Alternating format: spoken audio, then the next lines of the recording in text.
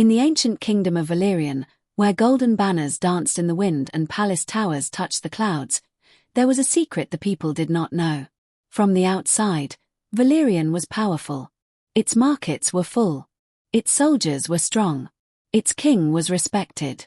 But beneath the polished marble floors of the palace, beneath the glittering chandeliers, a silent battle for the throne was already unfolding. King Aldrich ruled the kingdom with fairness and strength. He was admired by his people, feared by his enemies, and loved by his court. Yet there was one thing the king desired more than wealth, more than power, more than victory in battle: an heir. For many years, the palace waited for the cry of a royal child. And when hope began to fade, it happened. Both of the king's wives became pregnant at the same time. Queen Amora, gentle, kind, beloved by the people. And Queen Selene, intelligent, graceful, but ambitious beyond measure. The kingdom rejoiced. But celebration soon turned into tension. Because before the births could take place, a prophecy was spoken. It was a quiet evening when the royal seer, an old woman whose eyes seemed to see beyond time itself, was summoned into the grand hall. The torches flickered strangely that night. The air felt heavy. The seer's voice trembled as she spoke. "Your Majesty, a great sickness will one day fall upon this kingdom. It will steal breath from children, strength from warriors, and hope from mothers." The hall fell silent. Even the king's heartbeat felt loud in his chest. The seer continued. "But fear not. A child will be born into this palace, and that child alone shall carry the cure within them. The queen who bears this child will rise as the true ruler beside you." A murmur spread across the room. 2 queens. 1 throne. 1 prophecy. From that moment on, love turned into competition. Smiles became masks. And behind closed doors, ambition began to grow like poison.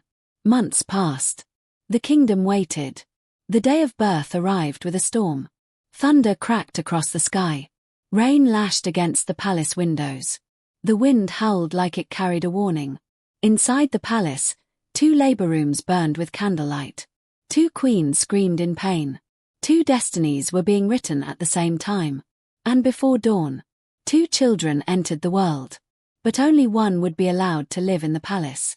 Queen Amora's cry turned into tears of joy. In her arms lay a baby girl. Soft, beautiful, and crowned with long, shimmering, pink hair. Not pale pink. Not faint. But radiant, like the first light of sunrise. The midwives gasped. They had never seen such a thing. The baby's tiny fingers wrapped around her mother's hand. And for a moment, the storm outside quieted. In the other chamber, silence. Queen Selene's son did not breathe. The royal physician tried everything. But the child was gone. And something inside Selene changed that night. Grief entered her heart. But jealousy quickly followed. Because while she held loss in her arms, Amora held the future queen. And the prophecy echoed in her mind. The queen who bears the child. If Amora's daughter lived, Selene would lose everything. Her status, her influence, her power. And power, once tasted, is not easily surrendered. Outside, lightning struck the tallest tower of the palace. Inside, a decision was made that would change the fate of the kingdom forever. Before the sun rose, an innocent child would be taken from her mother. A lie would be told to a king. And destiny would be thrown into the forest, left for the night to decide. But fate has a way of surviving, even when buried, even when abandoned, even when feared. Because the kingdom believed that both royal children died that night. But far beyond the palace walls, beyond the reach of ambition, under the shelter of an ancient oak tree, a baby with mysterious pink hair still breathed. And her story was only just beginning. Before we continue, please like this video, subscribe to the channel and let us know where you're watching from in this comment below. Before we continue, the storm raged outside the palace walls as if the heavens themselves had foreseen what was about to happen. Rain pelted the cobblestone streets, turning them into rivers of silver under the flickering torchlight. Thunder shook the towers, echoing through the halls like a warning. Inside the grand palace, two mothers wept, their cries carrying into the night. Queen Amora, the gentle and beloved, held her newborn daughter in her arms. The child's hair shone like strands of sunrise, cascading down her tiny shoulders in waves of soft, radiant pink. The midwives whispered in awe. "This child, she is unlike any I have ever seen," said one.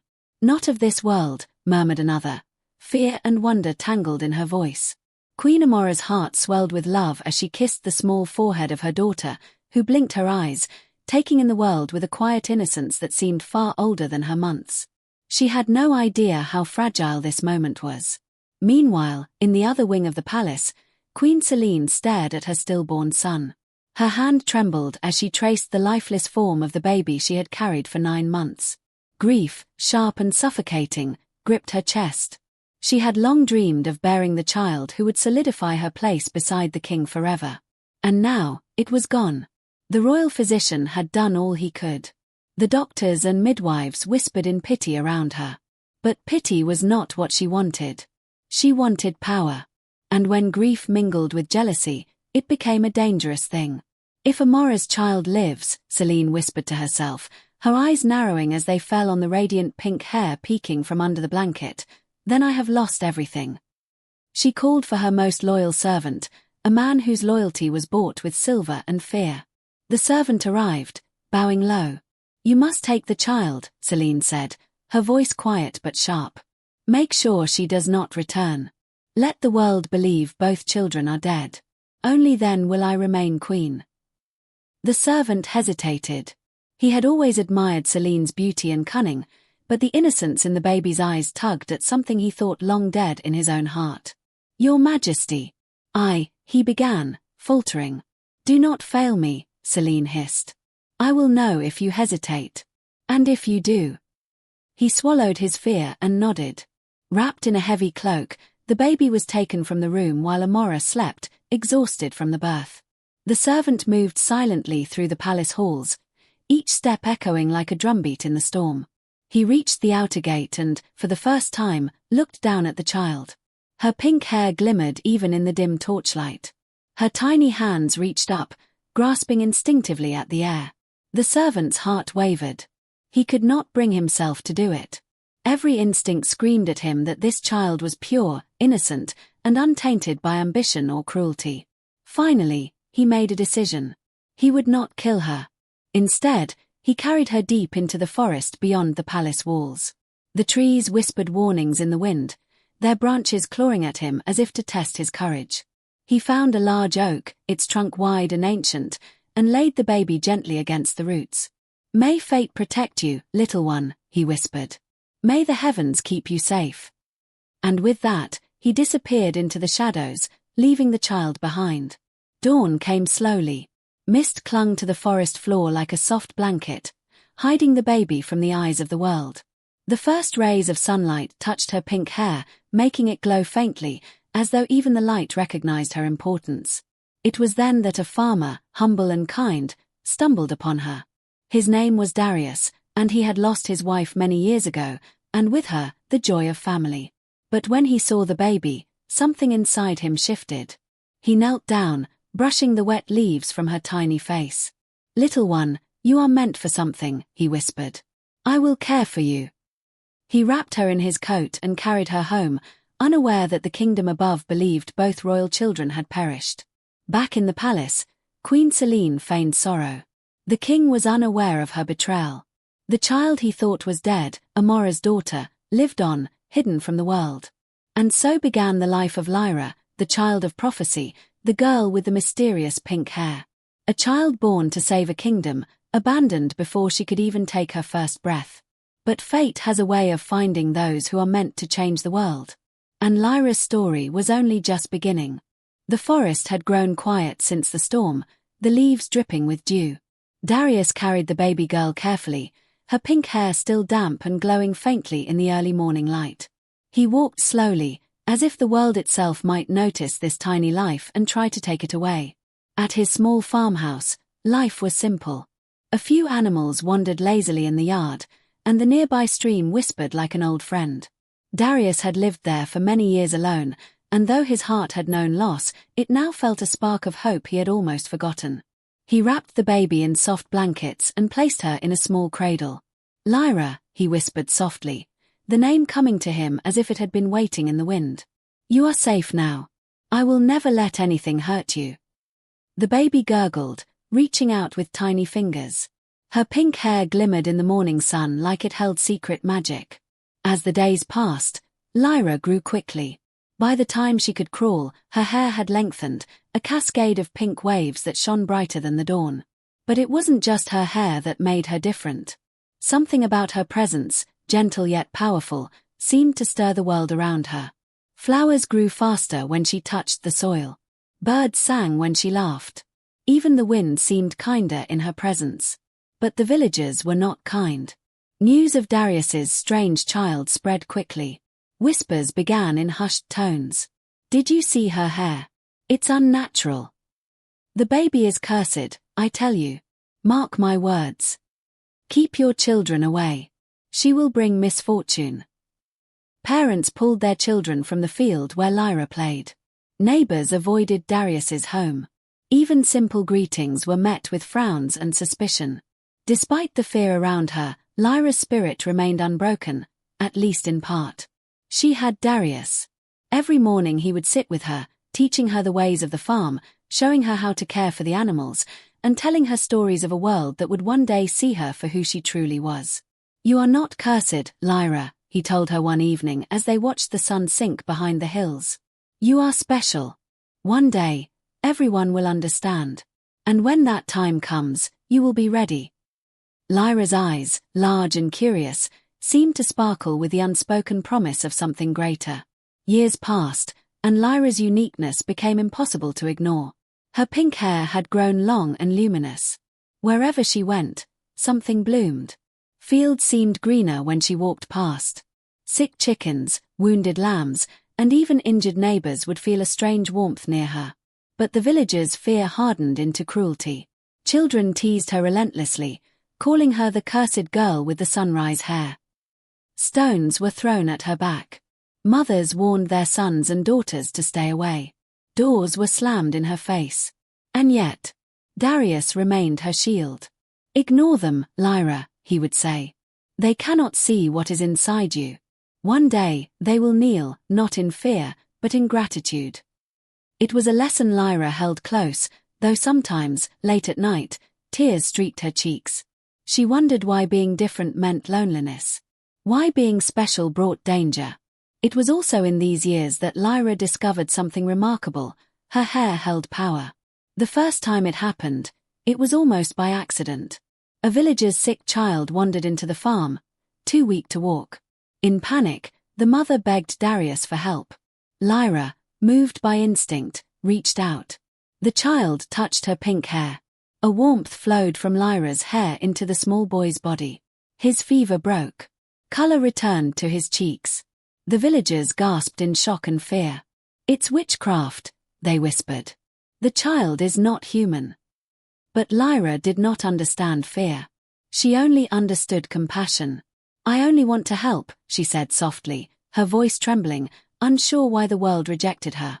As she grew into a young girl, the strange events became more frequent. Animals healed when she brushed against them. Crops flourished when she sang while tending the fields. The sick, the weak, and the weary found comfort in her presence, though few dared to seek it. Still, the village remained divided. Some whispered warnings. Others secretly observed her from afar, wondering if she truly was a miracle or a curse. And all the while, the world beyond the village remained unaware. The palace believed the royal child had died. Queen Selene continued her deceit, securing her position beside the king. And the prophecy, the very destiny that would one day save the kingdom, waited silently for the right moment to be revealed. One evening, as Lyra sat by the stream brushing her hair, the villagers' whispers reached her ears again. "Cursed! Hide your child. Don't let her touch you." Her small hands clenched, but Darius's voice reminded her of something greater. "Your gift is not a curse, Lyra. One day, it will save lives.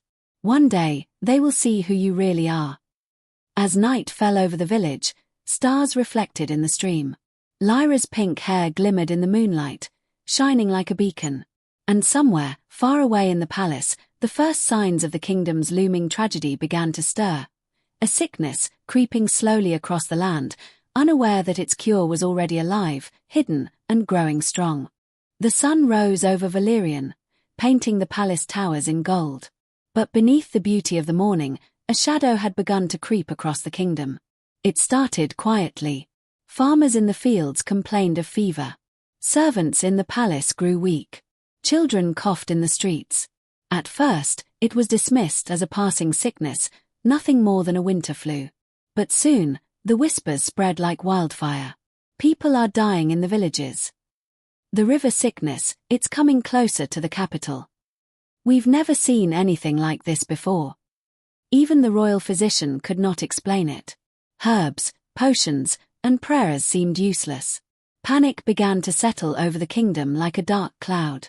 Back in her small village, Lyra sensed the change in the air. Animals stirred nervously, and the usually calm wind carried a chill. One morning, a neighbor arrived at Darius's farm carrying her daughter, weak and feverish. "Please, help her," the mother pleaded. "No healer in the village has succeeded." Lyra's heart ached as she knelt beside the child. The pink hair fell over her shoulders, shimmering faintly in the morning light. Without thinking, she reached out. The child's small hand brushed against the strands. A warmth flowed instantly, radiating outward.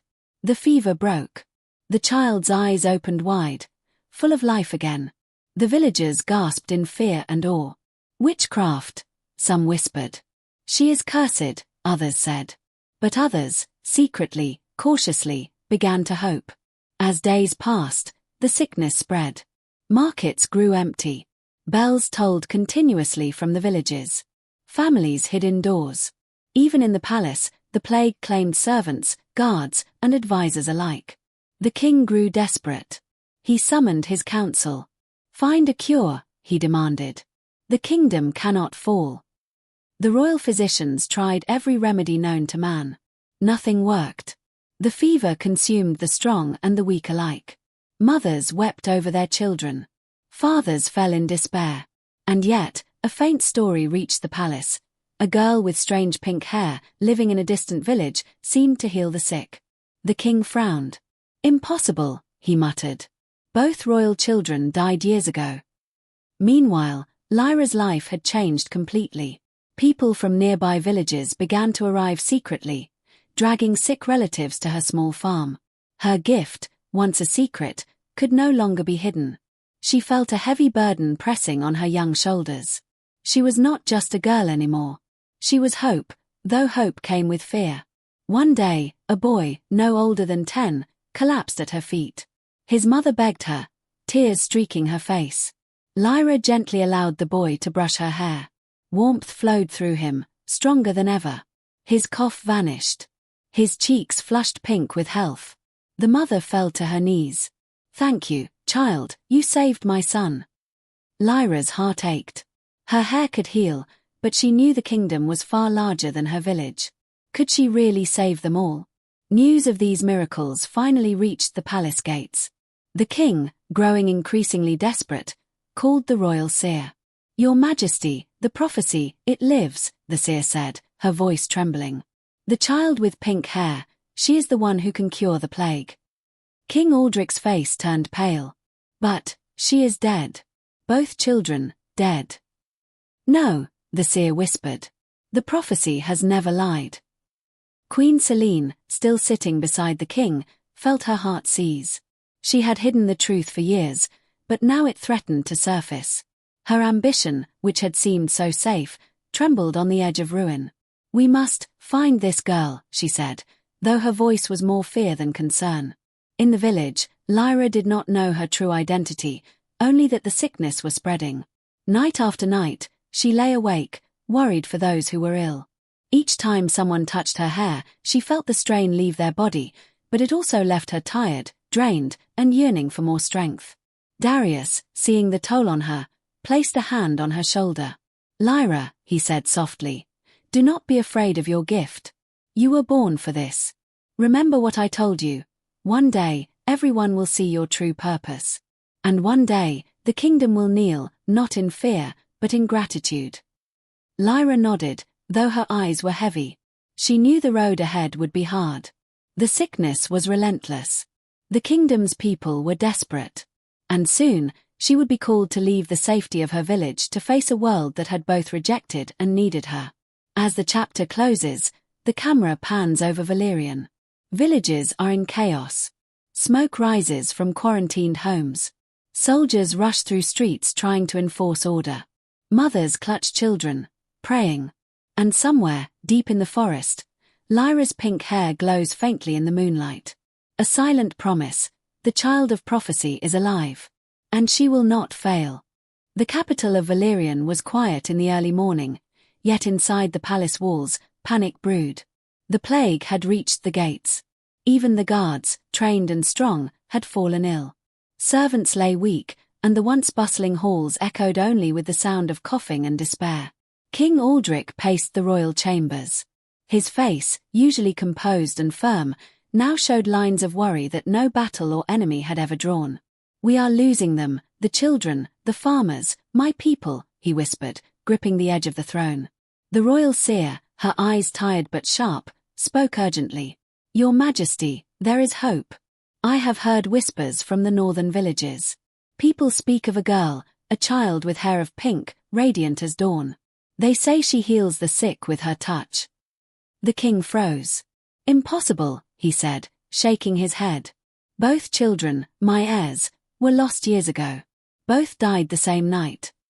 "No, sire," the seer insisted. "The prophecy lives. That child, she is your daughter." The king's heart thudded violently. Could it be? Could the child he had thought dead, the daughter of Queen Amora, still be alive? Meanwhile, far from the palace, Lyra tended to the sick in her small village. The day had been long. People arrived, one by one, desperate and feverish. Children, parents, and elders alike reached for her hands, her hair, anything that might heal them. By the time night fell, Lyra's pink hair shimmered faintly, drained but glowing with warmth. She sat by the fire, exhausted, her mind troubled. "Why does the world fear me?" she whispered to Darius. "I only want to help." "Because they do not understand," Darius replied gently. "But soon, they will. You were born for this, Lyra. Not just for the village, but for the kingdom itself." Word of the girl reached the palace through travelers, messengers, and even escaped survivors of her village. Each report was more astonishing than the last. "A girl, her hair, it glows. She heals the sick with a touch. Even the animals recover when near her. She must be a miracle, or a curse." Queen Celine's eyes narrowed when she heard the rumors. Panic and jealousy burned together in her chest. She had spent years hiding her crime. Now, the truth threatened to surface, and with it, her power. "Find her," Celine demanded, her voice sharp, trembling with fear. "Bring her here, before anyone realizes she is the true heir." The king, unaware of Celine's scheming, commanded his advisors. "Locate this girl. If she is truly alive, she may be the key to ending this plague. Find her immediately." The palace sent their fastest riders north. Days passed as messengers scoured forests and villages. Every lead brought them closer to the child with pink hair. Back in her village, Lyra sensed change in the air. A group of riders arrived, their banners unfamiliar. The villagers panicked, locking their doors and pulling children inside. Darius stepped forward, shielding Lyra. "Do not be afraid," he whispered. "Perhaps they come to help. Perhaps to finally see what I have always known. You are special, Lyra. They will understand." When the riders entered the clearing, they saw her instantly. Her pink hair shimmered even in the dim morning light, glowing like threads of sunrise. One of the palace guards, who had once seen the royal children long ago, gasped. It's her. The royal child. She's alive." Lyra froze, unsure of the shouting and sudden attention. But when the chief guard knelt respectfully, holding out his hand, she felt no fear. Somehow, instinctively, she understood. These people had come to help. The journey back to the palace was long and careful. Villagers watched silently as the child they had once scorned was escorted by guards, glowing softly, her pink hair catching the sun. Some whispered apologies. Some prayed. Many stared in awe. Queen Selene watched from the palace window, her heart a storm. She realized, with growing dread, that the child, her rival, the girl she had tried to destroy, had returned. And not only returned, she had grown powerful. "She will take everything from me," Selene whispered, pale with fear. When Lyra entered the palace for the first time, the hall seemed impossibly tall and cold. She had never seen such wealth, such grandeur. The king, upon seeing her, staggered back in disbelief. "Amora," he whispered. Lyra tilted her head, unsure of his reaction. The seer stepped forward. "Your Majesty," she said, "this is the child of prophecy. Your daughter. The one who will save this kingdom." The king's eyes filled with tears. He fell to his knees, kneeling before the girl he had believed lost forever. "My child, my daughter," he choked out. You are alive." Queen Selene, confronted with the undeniable truth, faltered. She could no longer hide her jealousy, her crimes, or the bitter secrets of that stormy night. The truth had returned to the palace, in the form of a girl with hair like the rising sun, a child of prophecy and power. Lyra, overwhelmed by the grandeur and the sudden attention, remembered Darius's words. "Your gift is not a curse, Lyra. One day, the kingdom will kneel, not in fear, but in gratitude." And in that moment, Lyra understood. Her gift, her pink hair, was not for fear. It was for healing. It was for hope. The plague had begun, and she was the kingdom's only chance. The palace was a place of chaos. The plague had spread through every corner.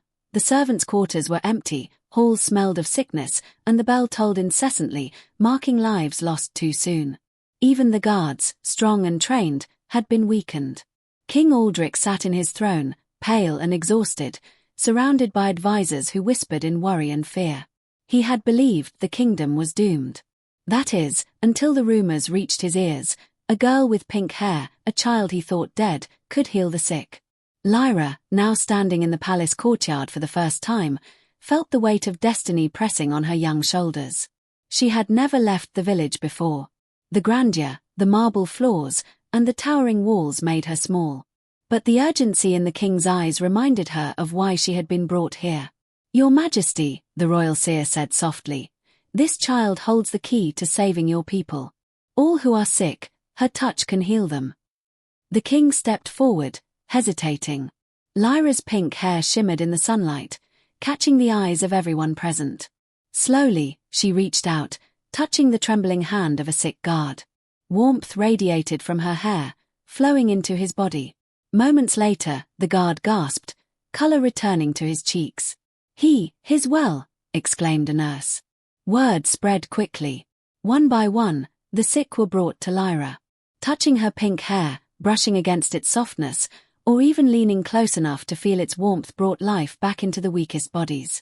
The courtyard became a river of healing energy, her hair glowing like threads of sunrise with each touch. Queen Selene watched from the shadows, her heart twisting with fury and fear. She had hidden her crimes for years, but now, all could see that the child she had tried to destroy was the true heir, the savior, the one destined to rule. "No, it cannot be," she hissed. "This girl, this child, she was never meant to take my place." The king, noticing Selene's agitation, finally understood the depth of her deceit. Her eyes widened as he turned toward her, his face hard with realization. "It was you," he said quietly. "All these years, you tried to destroy my daughter." Selene fell silent, her ambitions crumbling. The palace staff murmured. The courtiers shifted nervously. For the first time, the power Selene thought secure slipped like sand through her fingers. Meanwhile, Lyra continued her work. Each time someone touched her hair, their illness vanished. The plague began to recede, but the toll on her young body was evident. Exhaustion weighed heavily on her. Darius stepped forward, placing a hand on her shoulder. "Lyra," he whispered, "you are stronger than you know. But you cannot save everyone alone. Let them come to you. Let them trust you." Lyra nodded, her resolve firm. She would not let her kingdom fall. By midday, the courtyard was filled with people, villagers, soldiers, nobles, and servants alike. One by one, they touched her hair and were healed. Some fell to their knees in gratitude. Others wept openly, unable to believe what they had witnessed. "It's true," cried a mother, holding her recovered child. "The girl with pink hair, she saved us." The king knelt beside Lyra, tears running down his face. "My daughter," he whispered, "you are everything I was told you would be. You are the light of this kingdom." Queen Selene, seeing her power shattered, approached Lyra with hesitation. Her own face was pale and sickened by guilt. Lyra looked at her, pink hair glowing faintly, and spoke with a voice full of compassion. "I do not wish to punish you, Selene. Your choices caused suffering, yes. But there is still a chance to do right. The kingdom does not need hatred. It needs healing." Selene's tears fell freely. I was wrong," she whispered. "I let jealousy guide me. Please, forgive me." Lyra reached out, allowing Selene to touch her hair. A warmth flowed into Selene, lifting the sickness from her body, softening her bitterness, and giving her a chance at redemption. The courtyard erupted in hope.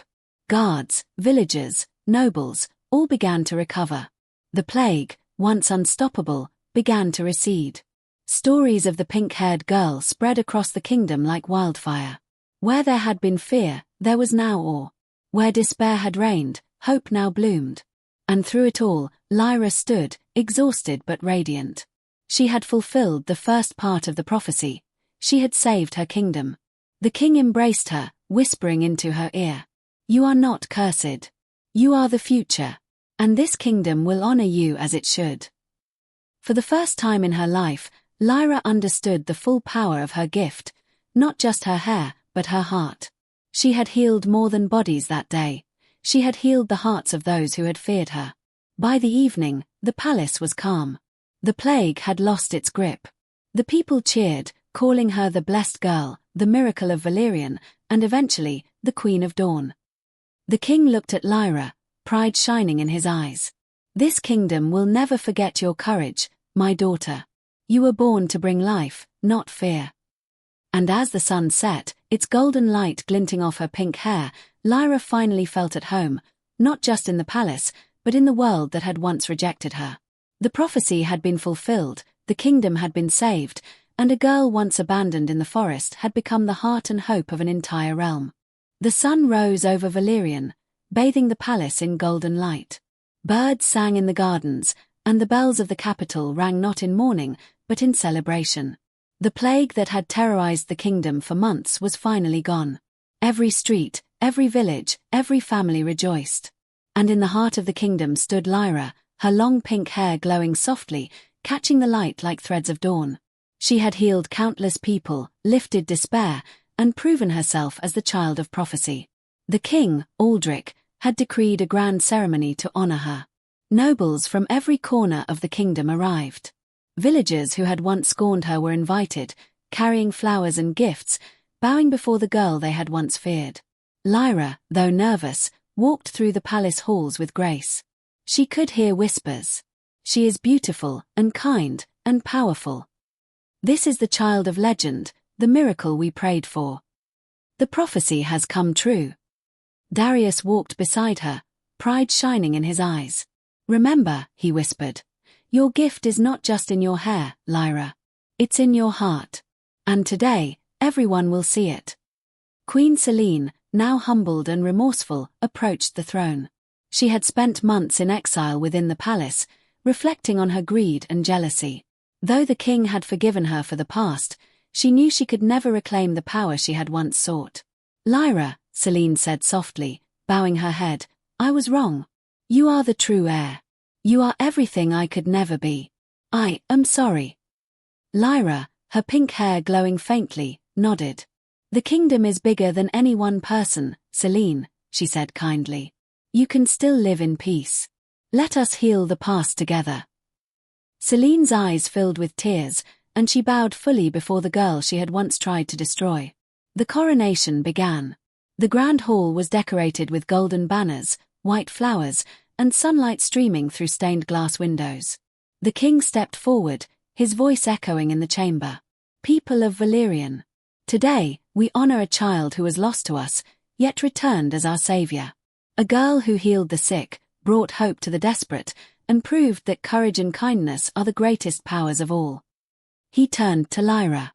"My daughter, it is my honor to crown you as the Queen of Valerian." The crown, studded with rubies and diamonds, was placed gently upon her head. The hall erupted in cheers. Lyra's eyes glistened with tears as the weight of destiny settled on her shoulders, not as a burden, but as a gift. After the coronation, Lyra walked through the palace gardens. Villagers approached her, kneeling and offering thanks. Children touched her hair and laughed as warmth flowed through them. Soldiers saluted. Nobles bowed. Even those who had once doubted her smiled in awe. Darius, standing nearby, whispered, "You've changed the world, Lyra. And yet, you remain kind, humble, and brave." Lyra smiled, feeling the truth of his words. "I was born for this," she said softly. "Not to rule with fear, but to lead with love." That evening, as the sun set, casting a golden glow across the kingdom, Lyra stood on the balcony of the palace. Her pink hair flowed in the breeze, vibrant and alive, catching the light like a beacon. Below, the people of Valerian celebrated, dancing in the streets and singing songs of hope and life. And in that moment, Lyra understood something profound. Being different was never a curse. It was her gift, her purpose, her destiny. The kingdom, once shadowed by sickness and fear, now thrived under her care. Children were born healthy. The land bloomed. People lived without dread. And Lyra, the girl abandoned in the forest and called cursed, had become the heart, light, and hope of an entire kingdom. The prophecy had been fulfilled. The kingdom had been saved. And the girl with the mysterious pink hair had finally found her place, not just in the palace, but in the hearts of all who called Valerian home. If you enjoyed this story, please give this video a like, let us know where you're watching from in the comments, subscribe to the channel so you won't miss our next captivating story filled with love lesson and unforgettable moment.